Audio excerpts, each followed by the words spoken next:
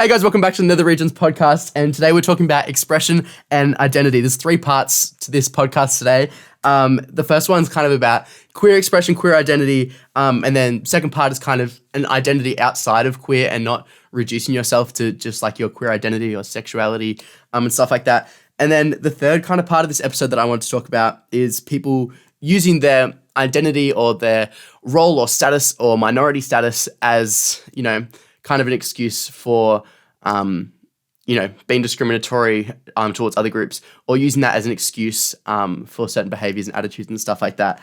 But yeah, I kind of wanted to talk about expression identity because I feel like it's such an integral part of how we, go about our lives and how we define ourselves in that kind of way.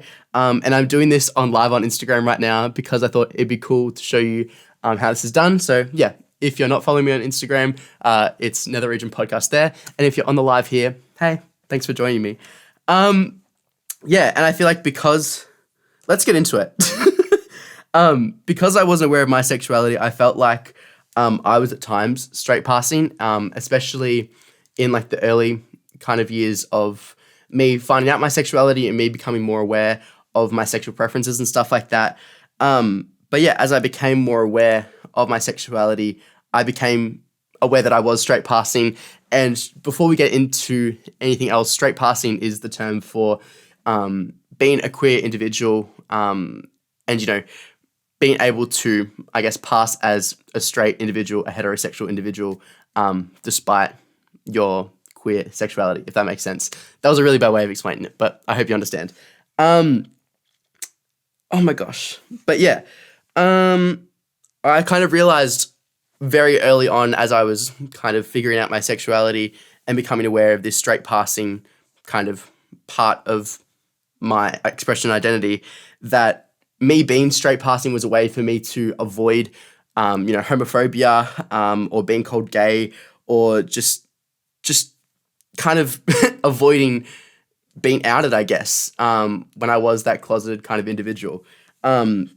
And I think especially in a society in a rural town that's like encoded with homophobia and a fear of anything that strays from convention and the norm, being straight passing as a queer individual is such a privilege. And I am was so grateful for that privilege, because it's something that I think saved me from a lot of overt homophobia and a lot of, slurs and stuff being thrown at me. So I think I'm very lucky and I'm very grateful to have that, but not everyone has that. And I think that's where a big disparity between the queer experiences of different queer people stems from, is their varying ability to, I guess, hide their queer identity in these rural towns or in a society that is homophobic or that views anything that strays from the heterosexual convention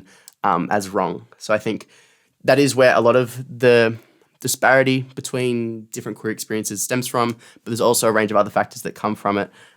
So yeah, that's one thing that I think I was very lucky enough and very fortunate enough to be granted in my queer experience up until this point. But I think as I've started to become, more aware of my sexuality, I became very fearful of things changing.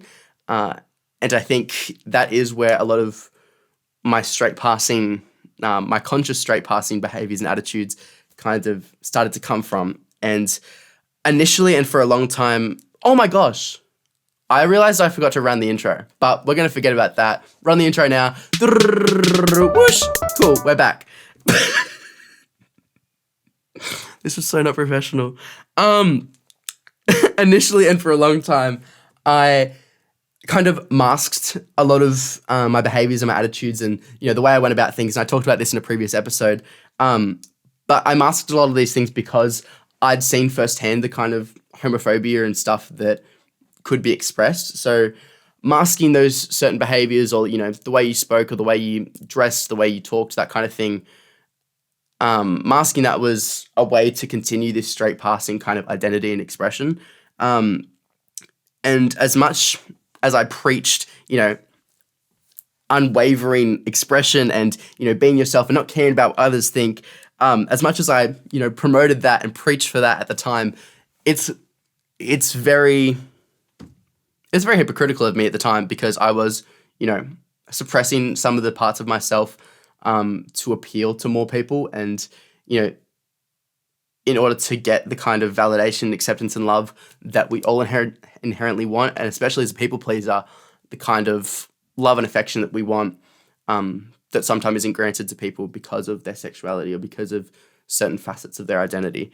So yeah, as much as I was preaching this unwavering expression, it led to me not overtly displaying traits that I had learnt. It led to me not expressing myself in a way that was true to myself or learning to not overtly display traits that I had learnt were stereotypical of queer individuals. And these stereotypes are very, very damaging, from the way people dress, the way people speak, the way that queer individuals carry themselves, the way they walk. It's very, very damaging. And it was stuff that I began to, I think, unconsciously learn. I think it was ingrained within the society, ingrained within the rural town which I've lived in. These kind of stereotypes and these expectations and this kind of box that people had put queer individuals into had kind of solidified my mindset around what a queer individual was. And I think in order to avoid the homophobia and the judgment that I'd seen directed it towards these people, I'd learnt to not identify with that group. And I think that also leads to a lot of internalized homophobia. But I'd also learnt to not display those behaviors simply out of a want to be loved and a want to obviously not get that judgment that those other people were getting. And obviously that led to me displaying these qualities that reinforced and supported this straight passing identity, this straight passing image and identity that I was fortunate enough to kind of have. And yeah, I think the combination of my masculinity, this combination of my masculinity as well as my bisexuality meant that I could pass as straight, because especially if I was engaged in a relationship with a girl, and at those times where I was in a relationship with a girl, it meant that I could pass as straight. I had all the qualities that stereotypically in a rural town people identified as passing for a straight individual and a heterosexual individual.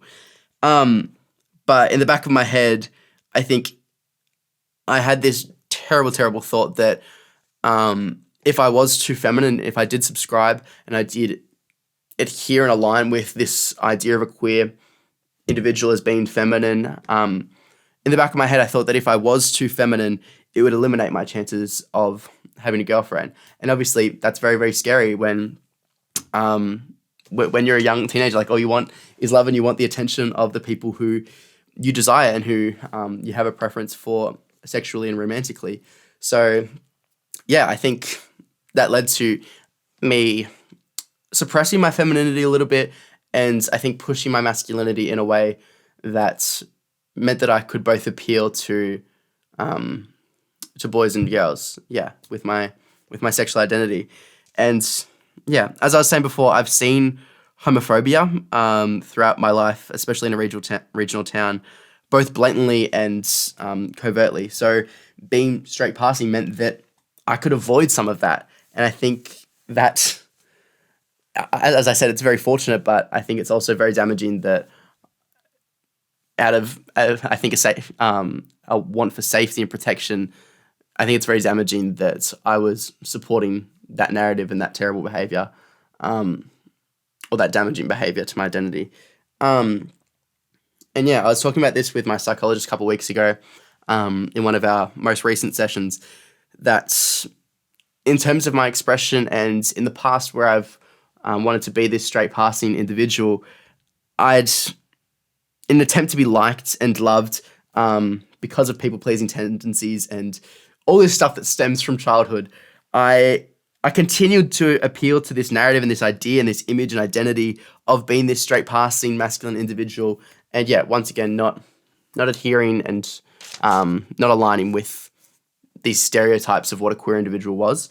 And And yeah, I think these behaviors and attitudes were rooted in a desire to be accepted and loved by everybody, as well as I'm sure some internalized homophobia that is, I think, inherent within both rural town, but within society as well. I think when you're an impressionable child growing up in any kind of place that has a backdrop of homophobia or discrimination or any kind of discriminatory ideas, you are inherently going to adopt those ideas, and it's not until later that you begin to question them. And I think growing up with those kind of ideas turns into an internalized homophobia if not checked and not questioned.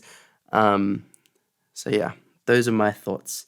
But most recently, I've been in the process of questioning these behaviors, and I've been starting to think about why I think certain ways. I'm really trying to take a step back and approach these ideas from a new perspective. And I think trying to unlearn all these bad behaviors and mindsets that are ingrained in us from childhood, especially if you're surrounded by, say, a homophobic family, or you're in a community that's not always supportive of queer individuals or any type of minority group.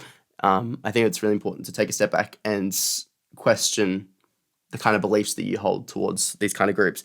And that's the kind of process that I've been in, questioning these behaviors that I exhibit and that support this insecure image of being a straight passing masculine individual. I think the big idea out of that, which leads on to the second point that I wanted to talk about in today's podcast and with today's topic, is expression should not be conflated with sexuality any more than it should be conflated with any other part of our identity, whether it be like gender or your ability or intellect or body or socioeconomic status.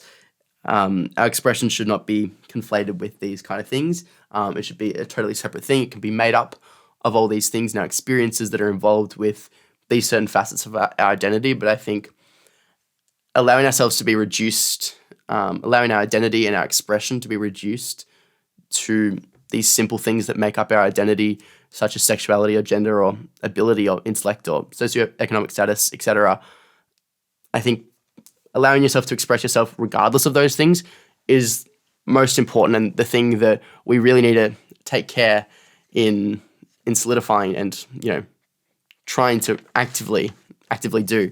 And I think the whole thing that I've kind of come up with out of exploring this in the lead up to making this podcast and just throughout my life in general is that expression is an entity that we should protect, and we should protect it from being squashed, but we shouldn't protect our expression in a way that it stops us and limits us from exploring and sharing that energy and identity with others. I think although we need to protect our expression, we have to not limit it. I think there's a certain element of being vulnerable that is inherent within our expression. And I don't have this written down, but it just came to me. I asked my dad a couple of weeks ago how he's able to love so easily. He's this is going to get personal. He's had a few partners throughout our life due to some deaths and stuff like that. But I think he's always found it so easy to love these new partners and stuff. And I asked him a couple of weeks ago, because I said, I admire your ability to completely allow yourself to love. Because I think it's something that I haven't always allowed myself to.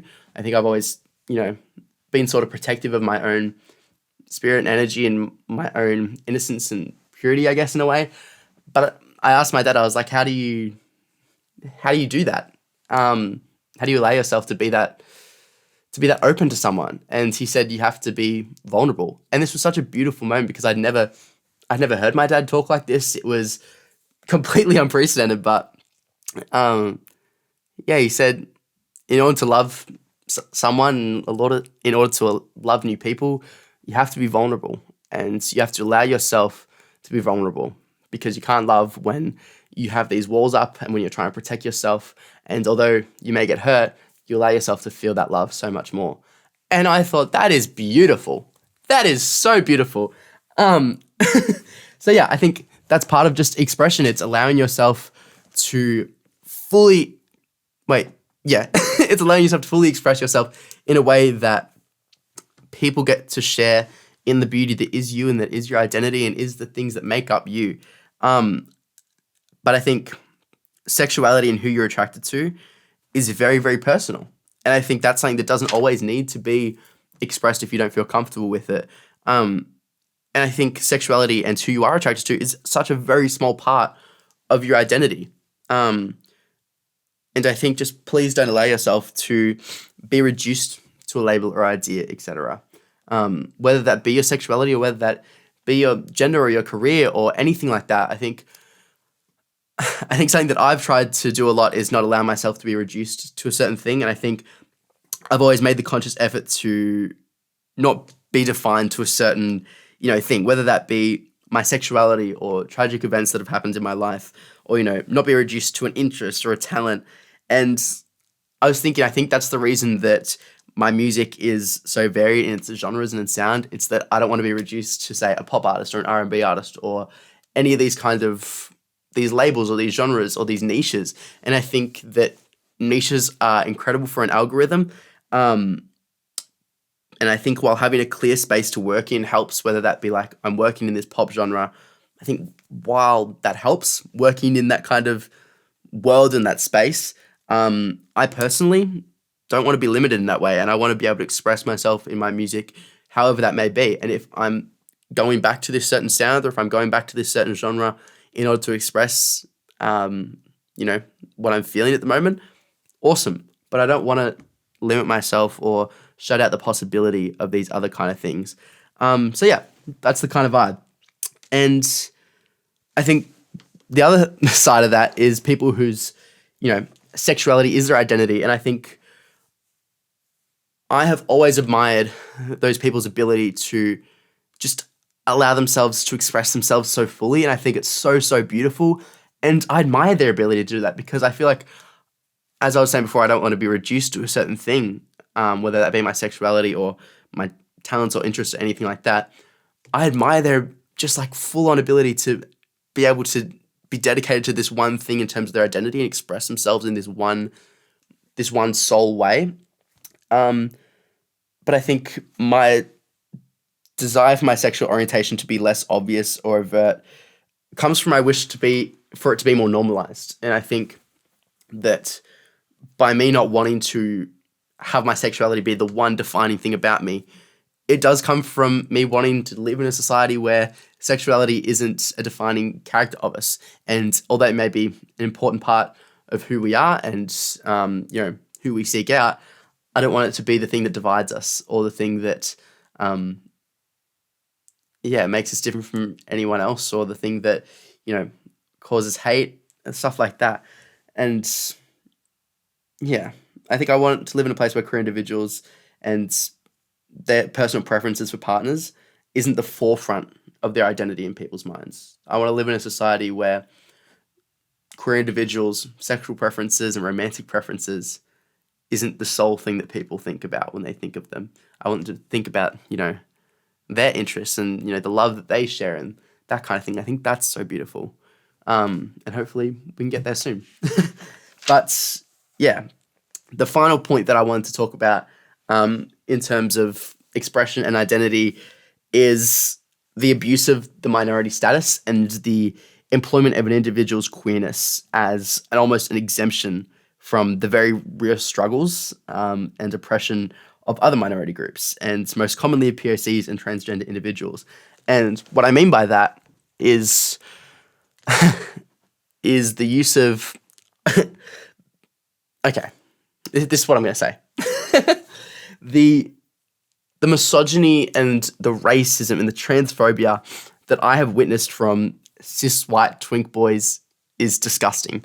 And it's not just them, and it's not all of them, but I've noticed a tendency for usually white people who are part of a minority, say that be a queer minority.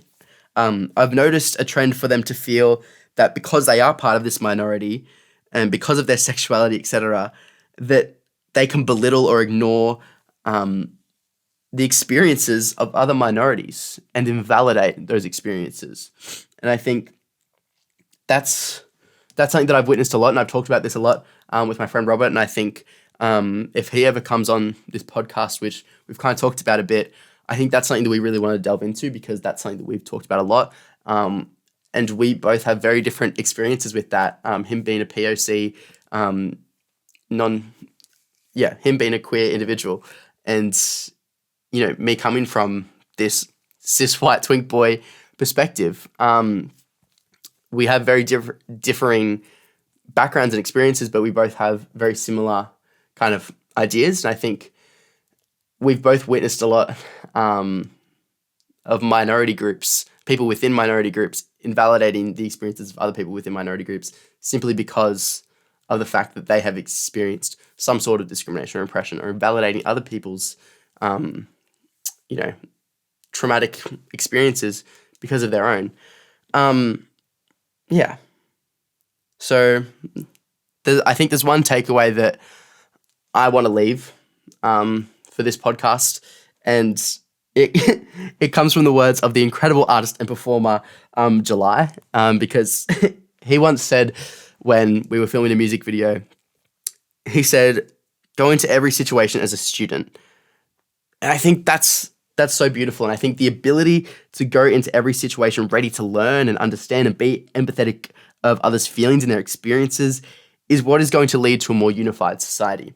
And even if not in that grand scheme of a unified and accepting society, I think on even just the smallest level, I think you're at least more aware of other people's experiences. You're more capable of comforting and validating other people's experiences and being there for them in that time.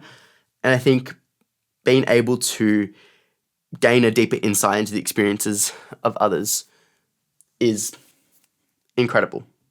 If we can't get that accepting society, at least we get a deeper insight into the experiences of others.